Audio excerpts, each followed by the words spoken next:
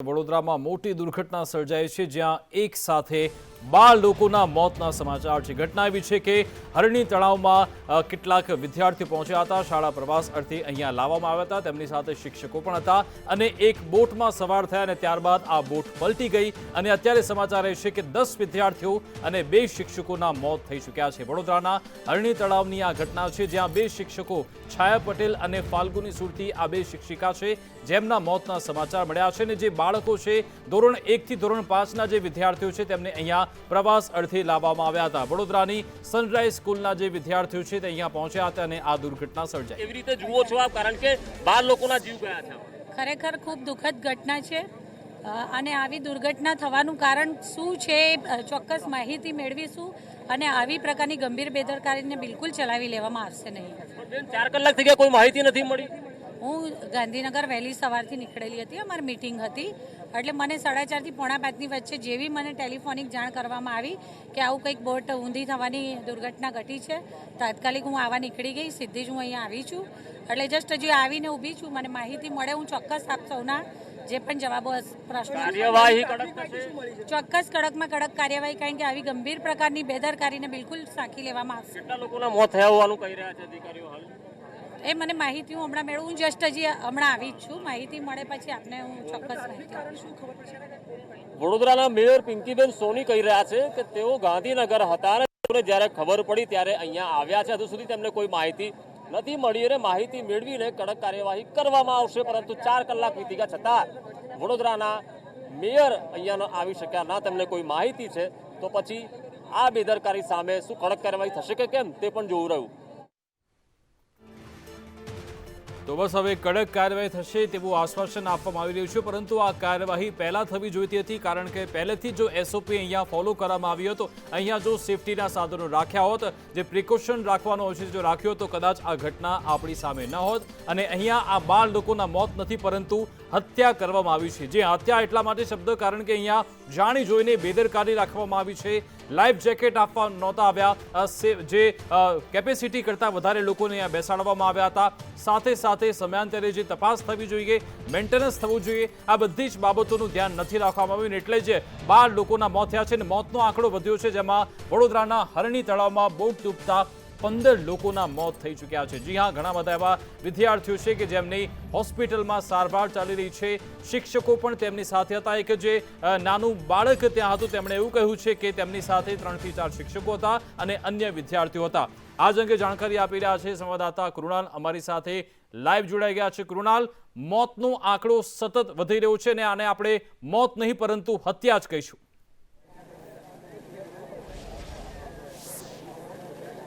વિકાસ, બિલકુલ સાચી વાત છે, આને મોત ન કહી શકાય, આને હત્યા જ કહી શકાય અને એ પણ 15 લોકોની હત્યા। અત્યારે જે આંકડો સામે આવ્યો છે 15 લોકોના ત્યાં મોત નીપજ્યા છે। 2 જેટલા ટીચરો હતા, શિક્ષકો હતા અને 13 વિદ્યાર્થીઓ હતા કે જેમના અહીંયા મોત નીપજ્યા છે। સાથે જે 12 લોકો હજુ પણ લાપતા છે, એટલે કે જે 15 લોકોને અગાઉ કાઢવામાં આવ્યા તેમાં 3 લોકોના મોત નીપજ્યા છે અને હજુ પણ જે 12 લોકોના મૃતદેહો નથી મળી રહ્યા, એટલે કે જેને બહાર કાઢવામાં આવ્યા તેમાંથી 3 લોકોના મોત છે અને 12 લોકો હજુ પણ લાપતા છે। 4 કલાક સુધી કોઈ પણ જીવિત ન રહી શકે, નહીં પણ 10-10 વર્ષના જે બાળકો છે કે જેઓ અંદર ગરકાવ થયા તે ન બચી શકે એટલે તેઓ પણ આ તમામની અહીંયા હત્યા જ છે। અહીંયા સાથે જ નિશાંત રાવલભાઈ આપણી સાથે, નિશાંતભાઈ 15 લોકોની આ મોત નહીં પણ હત્યા તો કહી શકાય આને। સૌ પ્રથમ તો સંદેશ ન્યૂઝના માધ્યમ દ્વારા પ્રભુ શ્રીરામ અને મહાદેવને પ્રાર્થના કરવા માંગુ છું કે કેઝ્યુઅલિટી જેટલી ઓછી બને એટલું સારું હશે વડોદરાને ગુજરાતની જનતા માટે। જે રીતે 5નો મોતનો આંકડો, 9નો મોતનો આંકડો સામે આવી રહ્યો છે, ખૂબ જ હવે તો 15નો આંકડો ખૂબ જ આઘાતજનક અને શોકિંગ કહેવાય। આ મોરબીની વર્ષ પહેલાની ઘટનાનું રિપીટેશન છે, આ એક્ટ ઓફ ફ્રોડ છે, આ મેન મેડ ડિઝાસ્ટર છે અને તમામ અધિકારીઓ અને કોર્પોરેશનના જે નેતાઓ આમાં સામેલ હતા એ તમામ લોકો પર માનવ વધનો ગુનો દાખલ થવો જોઈએ। હું વડોદરા શહેર મ્યુનિસિપલ કોર્પોરેશન સંદેશ ન્યૂઝના માધ્યમ દ્વારા હાથ જોડીને કહેવા માંગુ છું કે માનવતાનો વિષય છે, માનવ વધ દાખલ નહીં થાય તો આવી ઘટનાઓ ગુજરાતમાં અનેક જગ્યાઓ ઉપર વારંવાર થતી રહેશે। 25 વર્ષ પહેલાં વડોદરા શહેરના આવા જ સુસાગર તળાવમાં પણ આપણે 20 થી 21 મોત જોઈ ચૂકેલા છે, ત્યારે પણ ઓવરલોડિંગનો બનાવ બન્યો હતો અને સંદેશ ન્યૂઝ આપ જે બોટ ઉપર ઊભા છો એ જ બોટની આ કરુણ ઘટના, મારા તો પગ હલી રહ્યા છે, કારણ કે આપણે એ જ બોટ ઉપર ઊભા છે જ્યાંથી લોકો પોતાના જીવ ગુમાવ્યા. વડોદરા મ્યુનિસિપલ કોર્પોરેશન પાસે એવી કોઈ સિસ્ટમ નથી, એવી કોઈ મેન ફોર્સ નથી કે એને એનડીઆરએફનો સહારો લેવો પડ્યો. આજે 2-3 કલાકથી રેસ્ક્યુનું ઓપરેશન ચાલુ છે, હજી પણ કેટલાય લોકો ગુમ છે. પણ એનડીઆરએફ ત્યારે આવી કે જ્યારે તમામ ફાયર વિભાગનો સ્ટાફ ભેગો થઈ ગયો તેમ છતાં પણ મૃતદેહો ન મળ્યા. ત્યારે આ એનડીઆરએફ આવ્યો. હજુ પણ આ એ જ બોટના દ્રશ્યો છે, એ જ આ કાળમુખી બોટ છે કે જેમાં 14 ને બદલે 14ની કેપેસિટી છે, બેઠક વ્યવસ્થા કેપેસિટી 14ની છે. સાથે જે લાઈફ ગાર્ડ હોય એટલે કે 15 લોકોની વ્યવસ્થા અને તેની વચ્ચે 27 લોકોને આમાં બેસાડવામાં આવ્યા અને તેના કારણે આ બોટ ઊંધી વળી ગઈ અને 15 જેટલા લોકોની હત્યા થઈ ગઈ. તો પછી આ બેદરકારી કહેવાય કે પછી હત્યા કહેવાય? કુણાલભાઈ, તમે જે વિષય બોલ્યા એ તમને હું એક વાત યાદ અપાવું કે દોઢ વર્ષ પહેલા સુરતમાં તક્ષશિલા ખાતે જે ઘટના બની હતી અને ટ્યુશન ક્લાસના બાળકોએ કૂદીને પોતાની જાન ગુમાવી હતી, એ સમય ત્રીજે માળ જવા માટેની સીડી નથી ફાયર બ્રિગેડ પાસે. એ જ સેમ ઘટના વડોદરા વડોદરાની ફાયર બ્રિગેડ કે એનડીઆરએફ જેવી સંસ્થાને, નેશનલ સંસ્થાને લાવી પડતી હોય. તમે વિચારો કે આપાતકાલીન પરિસ્થિતિમાં વડોદરા મ્યુનિસિપલ કોર્પોરેશન, વડોદરાનું ફાયર વિભાગ કેટલું નિષ્ફળ છે એનું ઉત્તમ ઉદાહરણ અત્યારે આપણને જોવા મળી ગયું છે. પરંતુ હું હજી પણ કહું છું કે કેઝ્યુઅલિટી જેટલી ઓછી થાય, આપણે બે વાત કરી રહ્યા છીએ પણ મા બાપ ઉપર ને પરિવારો ઉપર શું વીતી રહી છે એ આપણે નથી જાણતા. આંકડો પણ વધી રહ્યો છે. આંકડો વધી ના જાય એટલા માટે હું હજી ફરી વખત મહાદેવને ગુજરાત કોંગ્રેસ તરફથી પ્રાર્થના કરવા માંગુ છું કે આંકડો સ્ટોપ થઈ જાય, વધવો ના જોઈએ. હજુ તો અધિકારીઓ એવું કહી રહ્યા હતા જ્યારે અમે આવ્યા ત્યારે કે લાઈફ જેકેટ હતા, પરંતુ એક વિદ્યાર્થી જે બચી ગયો તેની સાથે જ્યારે અમે વાત કરી તો તેણે સ્પષ્ટપણે કહ્યું કે કોઈને પણ લાઈફ જેકેટ આપવામાં આવ્યા ન હતા. તો પછી આ જે કોન્ટ્રાક્ટર છે 5 વર્ષથી અહીંયા જેની પાસે કોન્ટ્રાક્ટ છે, તો પછી એ શું અહીંયા કામગીરી કરતો હતો? કોઈએ અહીંયા ઇન્સ્પેક્શન પણ ન કર્યું. કુણાલભાઈ, માત્ર 50 રૂપિયા 100 રૂપિયાનો પ્રોફિટ વધારે કમાવા માટે 14 સીટર બોટ ઉપર જ્યારે 27 લોકોને બેસાડી દેવામાં આવતા હોય, લાઈફ જેકેટ તો છોડો, તમે ખર્ચો તમારાથી પોસાતો નથી. અમે સમજીએ વડોદરા મ્યુનિસિપલ કોર્પોરેશન ફરજામાં ચાલે છે, 10-10 લાખ રૂપિયાના તમારા ચા પાણી નાસ્તાના બિલો થાય છે, સેફટી માટે તમારી પાસે રૂપિયા નથી. પરંતુ એટલીસ્ટ એક લાઈફ ગાર્ડ તો રાખવો તો કે જે તરીને તરત હંગામી ધોરણે 2, 5, 10 લોકોની જાન બચાવી શકતો, તો આ 3 કલાકનું રેસ્ક્યુ ના કરવું પડતું. પણ વડોદરા મ્યુનિસિપલ કોર્પોરેશન પાસે પગાર કરવાના પણ જ્યારે વાંધા હોય, માત્ર ને માત્ર એસી ગાડીઓમાં ફરવાનું, એસી કેબિનોમાં બેસી રહેવાનું અને વિરોધ પક્ષ તરીકે અમે આંદોલન કરીએ તો અમારા નેતાઓને જેવો તેવો હેલફેલ જવાબ આપો, જેલમાં પૂરી દેવા, આ રીતનું અંધેર અહીંયા વહીવટ ચાલી રહ્યું હોય તો એની પાસે શું એક્સપેક્ટેશન રખાય? હરીભાઈ, આપ અહીંયા સ્થાનિક પણ છો, અહીંયા અવારનવાર આપ આયા હશો, અહીંયા તમને કોઈ એવી વસ્તુ જોવા મળી કે બેદરકારી લાગતી હોય અત્યાર સુધીમાં? જ્યારે પણ અમે અહીંયાથી પસાર થઈએ, બોટો ફરતી હોય, પણ કોઈ જ સમયે પણ એ લોકોએ લાઈફ જેકેટ અહીંયા આપ્યા નથી અને કદાચ પબ્લિક દ્વારા જાણવા મળ્યું. ये जो भी दुर्घटना हुई बहुत दुखदायक घटना है. जो प्रिकॉशन का ध्यान रखना चाहिए वो बिल्कुल रखना ही है. नहीं हुआ है उसके लिए कार्यवाही बिल्कुल कड़क होगी.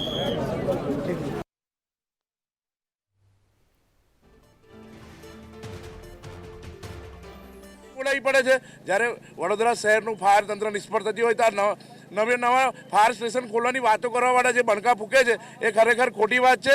અને આની જે આજે પરિસ્થિતિ સર્જાય છે ફરીવાર ના સર્જાય એનું ખરેખર કોર્પોરેશને ધ્યાન રાખવું જોઈએ. દેવસરવાળો બોટિંગ કરતો હતો તેવી વાત સામે આવી.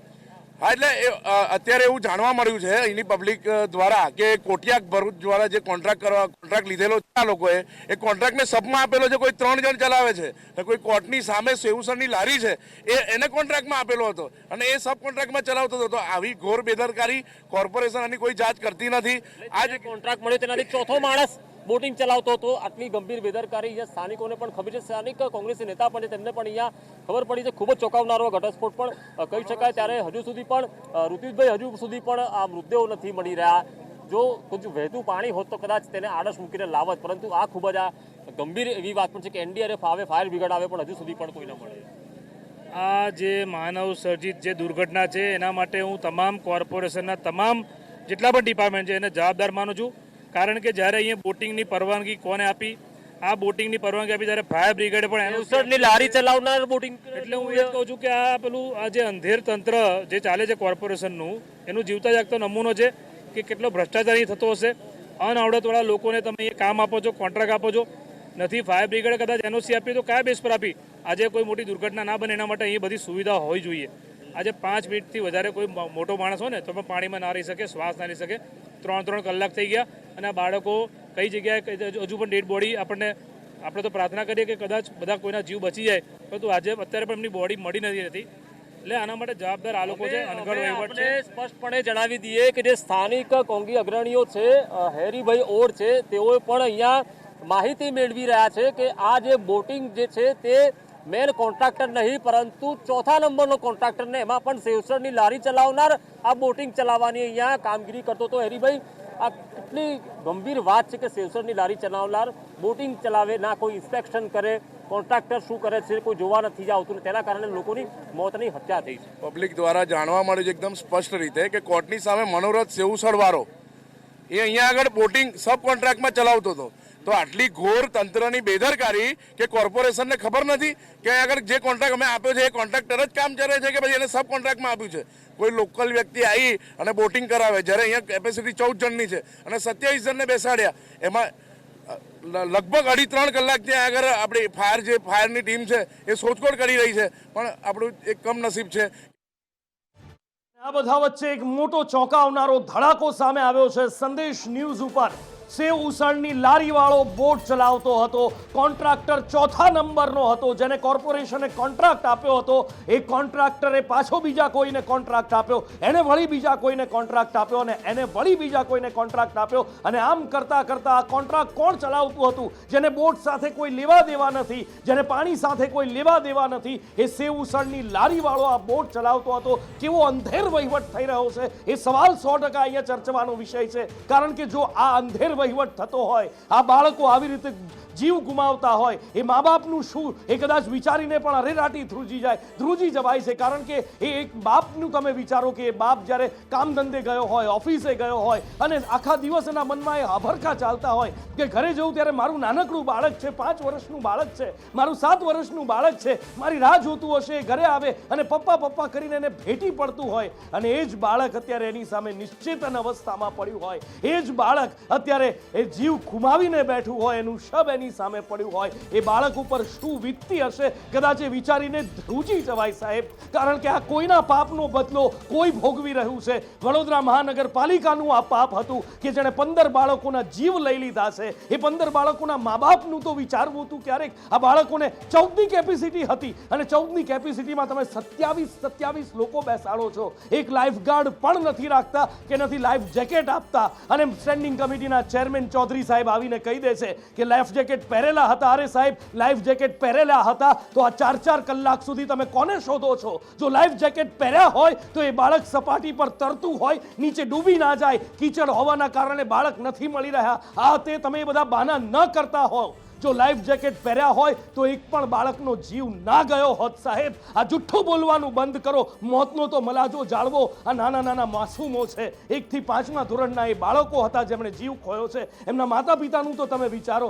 આજે મા બાપ કોને એને કઈ રીતે કે હિન્દીની એ કહેવત છે મને યાદ આવે છે કે જનાજા जितना छोटा होता है उतना ही भारी होता है. જ્યારે પોતાના વાલ સોયાને અંતિમ સંસ્કાર માટે લઈ જશે, કેવી રીતે બાપના હાથ ઉપડશે એનો અંતિમ સંસ્કાર કરતા? એ મા ઉપર શું વીતશે ક્યારે વિચાર્યું છે તમે? બસ તમારે પૈસા કમાવવા છે. એક પૈસાની લાય તમને લાગી છે કે ગમે ત્યાંથી ગમે તે રીતે બસ થોડા ઘણા જે પણ કટકી મળી જાય એના માટે કોઈનો જીવ જતો હોય તો જાય, એના માટે તક્ષશિલા થવું હોય તો થાય, એના માટે મોરબી બ્રિજ થવું હોય તો થાય, એના માટે હરણી દુર્ઘટના થવી હોય તો થાય. બસ પોતાના ખિસ્સા ભરવાની તમને પડી છે. વિકાસ આ બધાના હાથમાં મરી પરવારેલા છે અને એટલા માટે જ વિકાસ આવી દુર્ઘટનાઓ વારંવાર થતી રહે છે. વારંવાર આ રીતે માસૂમોના જીવ જતા રહે છે. અને જો આ જ રીતનું તંત્ર અંધેર વહીવટ ચાલ્યો તો વિકાસ આ ક્યારેય અટકવાનું નથી. રાક્ષસો છે જી. કૃણાલ પણ અમારી સાથે જોડાઈ રહ્યો છે, જ્યાંથી સાથે અપડેટ આપી રહ્યા છે. જી કૃણાલ.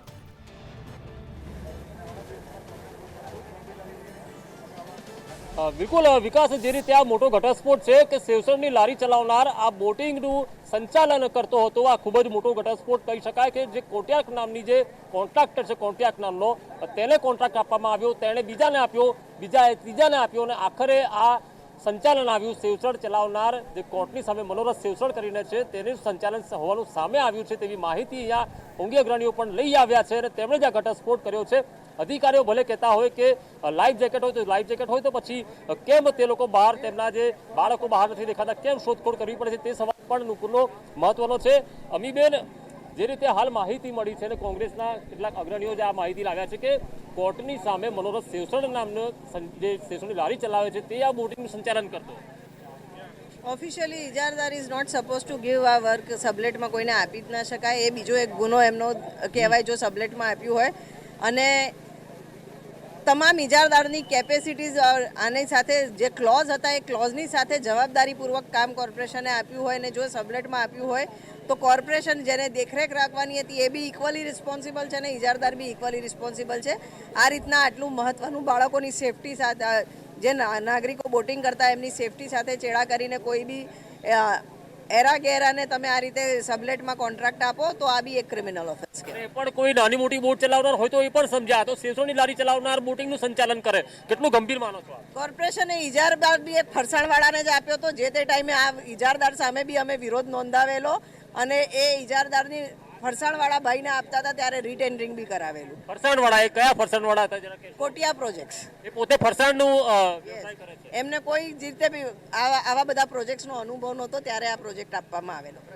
અમીબેન રાવત તેમણે પણ ઘટસ્ફોટ કર્યો છે કે જે કોન્ટ્રાક્ટર કોટિયા પ્રોજેક્ટ છે તે પોતે પણ ફરસાણના વ્યવસાય સાથે સંકળાયેલા છે. તેમને આવો કોઈ અનુભવ ન હતો, તેમ છતાં પણ તેમને આ બોટિંગનો કોન્ટ્રાક્ટ આપવામાં આવ્યો. છેલ્લે આ ફરસાણનું સંચાલન કરનાર, ફરસાણની દુકાન ચલાવનાર કોન્ટ્રાક્ટરે આખરે સેવસણની દુકાન ચલાવનારને આ કોન્ટ્રાક્ટ ચોથા નંબરને આપ્યો ને તેના કારણે આ ઘટના આ જે ખૂબ જ ગંભીર છે ને તેમાં બેદરકારી પણ ખૂબ જ ગંભીર છે. તો પછી આ કોન્ટ્રાક્ટરને છાવરવામાં આવ્યો છે તે વાત ચોક્કસ છે અને આ મોત નહીં હત્યા હોવાની પણ હાલ લોકો કહી રહ્યા છે. જે કૃણાલ, ત્યાંથી અપડેટ આપ આપતા રહેશો. કેટલીક પ્રતિક્રિયાઓ સાંભળી લઈએ. ખૂબ અને અકસ્માત ગોઝારી ઘટના બની છે. જે પણ ઘટના બની એ ખરેખર ખૂબ દુઃખદ છે. જે બાળકો અથવા તો જે લોકો એમાં એક્સપાયર થયા છે, ડેડ બોડી આપણે હાથમાં આવી છે અને સાથે આપણે રેસ્ક્યુ પણ 10 જણને કર્યા છે અને 2-1 જણ કદાચ લાપતા હોય એવી પ્રાથમિક આપણી પાસે માહિતી છે. બંનેને શોધવાનું કામ ચાલુ છે અને આપણી પ્રાથમિકતા અત્યારે જે 10 લોકોને આપણે રેસ્ક્યુ કર્યા છે એમની સારવાર માટે અને ઝડપથી એ લોકોને કોઈ પણ પ્રકારની તકલીફ ના પહોંચે એ આપણી પ્રાયોરિટી છે. પરંતુ એટલું તો ચોક્કસ કહીશ કે આ સમગ્ર ઘટનાની અંદર જે પણ કોઈ કસૂરવાર હશે અથવા તો નિગ્લિજન્સી આપણી ધ્યાનમાં આવશે તો તરત જ સરકાર ખૂબ ગંભીરતાથી, આદરણીય ભૂપેન્દ્રભાઈ પટેલ સાહેબે પણ ખૂબ ગંભીરતાથી આ વિષય લીધો છે. એટલે જરૂરી તમામ સૂચનાઓ વહીવટી તંત્રને આપી દીધેલ છે. એક વખત પહેલાં જે પણ લોકો આપણને મળ્યા છે, રેસ્ક્યુ કર્યા છે, એમની સારવાર એ આપણી પ્રાથમિકતા છે. સાહેબ, જે પરિસ્થિતિમાં મુકાયા છે, જે પરિવારોએ પોતાના સંતાનો ખોયા છે, એમને સ્વાભાવિક છે, દુઃખદ છે ખૂબ જ.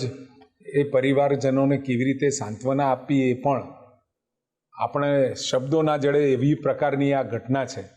તમામ પરિવારોને હું ખરેખર દિલસોજીનો સંદેશો પણ પાઠવું છું અને સાથે એટલી પણ એશ્યોરન્સ અને ખાતરી આપું છું કે આ ઘટનાની અંદર જે પણ કોઈ કસૂરવાર હશે ચોક્કસ સરકાર ખૂબ જ ગંભીરતાથી કસૂરવારો સામે પગલાં લેશે.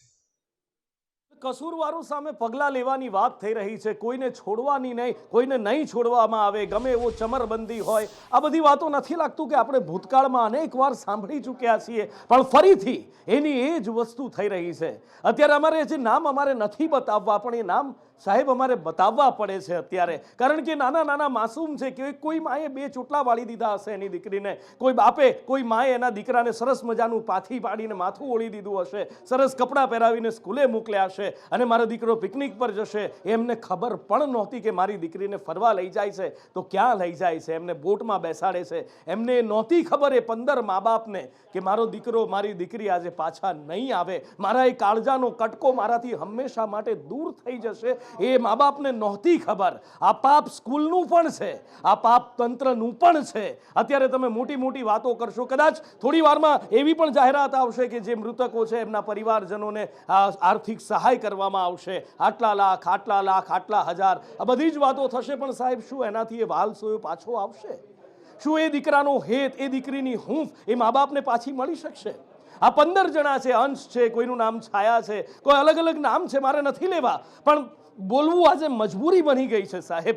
અને આમાં 15માંથી તો કેટલાય એવા માતા પિતા હશે કે જેમણે કેટલી બાધા આખડી રાખી હશે, ત્યારે જઈને એમને ઘરે પારણું બંધાયું હશે, એમને સંતાન મળ્યું હશે, અને એ આ રીતે કોઈના પાપે અકાળે છીનવાઈ જાય, એ કેટલી હદે યોગ્ય છે? શું તપાસ કરશો તમે? શું પગલાં લેશો તમે? ભૂતકાળની ભૂલોથી તમે શું તપાસ કરી? શું પગલાં લીધા? જો લીધા હોત તો આજે આ મા બાપનું આ હૈયાફાટ રુદન, આ આક્રંદ સંભળાયા ના હોત. અને અત્યારે આ દ્રશ્યો અત્યારે ટીવી સ્ક્રીન પર હું જે જોઈ રહ્યો છું અને એ તમને બતાવી રહ્યો છું કે વાલીઓ સ્કૂલે પહોંચ્યા છે. કદાચ આ સ્કૂલ સંચાલકનું કે સ્કૂલનું મકાન છે અને ત્યાં આગળ આ વાલીઓ પહોંચ્યા છે અને ત્યાં પહોંચીને હોબાળો કરી રહ્યા છે. એટલા વાલીઓના અમારી સામે આવ્યું છે કે આક્રંદ કરી રહ્યા છે, રડી રહ્યા છે, હૈયાફાટ રુદન એમનું સંભળાઈ રહ્યું છે. જોઈ ના શકાય, સાંભળી ના શકાય. અને એનું કારણ એ જ છે કે 5 વર્ષ, 7 વર્ષ, 10 વર્ષનું એ બાળક છે કે જેમણે ગુમાવી દીધું છે, જેને લઈને કેટલા સપના સજાવ્યા હશે કે મારો દીકરો એન્જિનિયર બનશે, મારો દીકરો ડૉક્ટર બનશે, મારી દીકરી મોટી થઈ અને અમેરિકા જશે, મારું નામ કમાશે, ક્યાંક કોઈ સારી જગ્યાએ નોકરી કરશે, અથવા કોઈક સરકારી કર્મચારી બનશે, સરકારી અધિકારી બનશે, મોટી અધિકારી બનીને મારી દીકરી મારું નામ રોશન કરશે.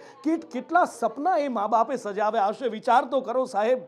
અને એક ઝાટકે કોઈ આ સપનું છીનવીને જતું રહે, એક ઝાટકે જો એ બધું જ તમારું બરબાદ કરીને જતું રહે, કેવી હાલત થાય? તમારે બેસીને વાતો કરવી છે, તમારે બેસીને બોલવું છે કે અમે આવું નહીં થાય એની ખાતરી આપીએ છીએ, અમે કોઈને નહીં છોડીએ, અમે પગલાં લઈશું. પણ સાહેબ, પગલાં તો પહેલાં લેવાના હતા. તમારી આંખો સામે એક સેવ ઉસળવાળો, હા, એક સેવ ઉસળવાળો બોટ ચલાવતો હતો, કોન્ટ્રાક્ટ ચલાવતો હતો. તમારી આંખો સામે આ ઓવરલોડેડ બોટો ચાલતી હતી. તમારી આંખો સામે કોઈ પણ બોટમાં બેસવાવાળાને લાઈફ જેકેટ નહોતા પહેરાવવામાં આવતા. પગલાં ત્યારે લેવાની જરૂર હતી. તો આ 15 માની કૂખ આજે જે ઉજળી છે ને, એ ઉજળી ન હોત અને અત્યારે ગુજરાત ગમમાં ન ડૂબ્યું હોત, એ 15 પરિવારોના ઘરમાં અત્યારે એ માતમ અત્યારે ના હોત સાહેબ.